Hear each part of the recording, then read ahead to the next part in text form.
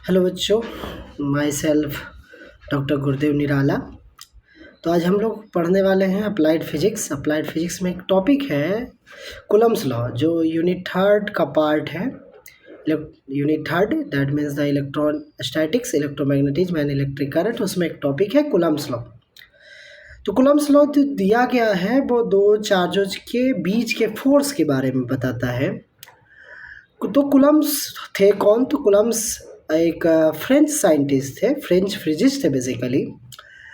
तो उन्होंने बहुत सारे थेरीज को देखा और उनसे उन्होंने एक थेरी ड्रॉ किया जिसको हम लोग आज कूलम्स लॉ के बारे में कूलम्स लॉ कहते हैं। और कूलम्स लॉ कहता क्या है कि अगर दो चार्ज पार्टिकल्स हों और दोनों चार्ज पार्टिकल पे मान लें कि Q1 और Q2 चार्ज है, दोनों बीच की दूरी r है, तो दोनों के बीच में लगने वाला जो बल होगा वो दोनों चार्ज के गुणनफल के प्रोपोर्शनल होगा। और that means F is proportional to Q1 into Q2 this, ठीक है।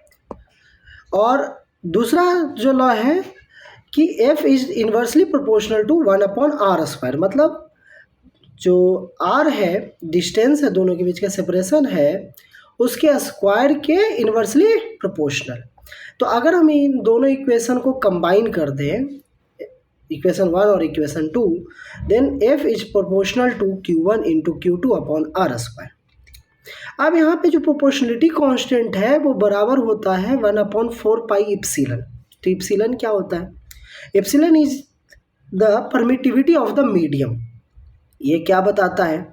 तो बेसिकली ये डिपेंड करता है ऑन द मीडियम। मीडियम कौन से? दो चार्ज पार्टिकल, जैसे ये दो जो चार्ज पार्टिकल हमारे पास हैं, अगर हम ले लें मार्कर थोड़ा सा, तो ये जो दो चार्ज पार्टिकल है, पहला और ये दूसरा, इन दोनों के बीच का मीडियम क्या है, इस मीडियम पे ये डिपेंड करता है परमिटिविटी, ठीक।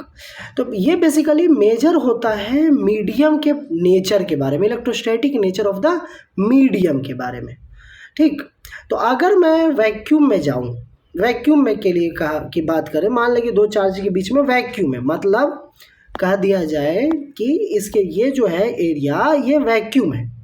अगर ये वैक्यूम है देन इसको हम लोग इप्सिलन नॉट से डिनोट करते हैं। और इप्सिलन नॉट का जो वैल्यू होता है वो 8.854 इंटू 10⁻⁻12 फेराड पर मीटर। अगर हमें न्यूटन मीटर कूलम के टर्म्स में लिखे तो कूलम स्क्वायर न्यूटन पर मीटर स्क्वायर। तो अगर हम वैक्यूम में लिखें तो वैक्यूम में फॉर्मूला बन जाएगा हमारे पास कूलम्स लॉ का, F equal to 1/4 pi epsilon naught Q1/Q2/r²। Okay, तो अगर ये जो, तो सिंप्लिसिटी के लिए 1/4 पाई इप्सिलन नॉट को हम लोग K लिख देते हैं, और K का वैल्यू जो होता है वो है हमारे पास ये 9 इंटू 10⁻⁹ न्यूटन कूलम्ब स्क्वायर पर मीटर स्क्वायर, ठीक। अब यहाँ पे एक और डायग्राम हमने लिया है ये, तो ये क्या बता रहा है? तो अगर मैं इस फॉर्मूले को देखें हम, तो अगर दोनों चार्ज सेम नेचर का होगा तो F क्या है? पॉजिटिव आएगा। F पॉजिटिव मतलब ये रिपल्सिव टाइप का, ठीक। अगर एक का नेचर पॉजिटिव हो जाए और दूसरे का नेचर नेगेटिव हो जाए तो ये F का वैल्यू हो जाएगा नेगेटिव। नेगेटिव मतलब ये क्या करेगा? अट्रैक्टिव।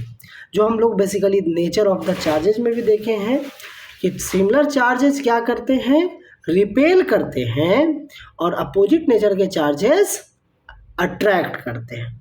तो ये था Coulomb's law. Thank you for listening. Thank you.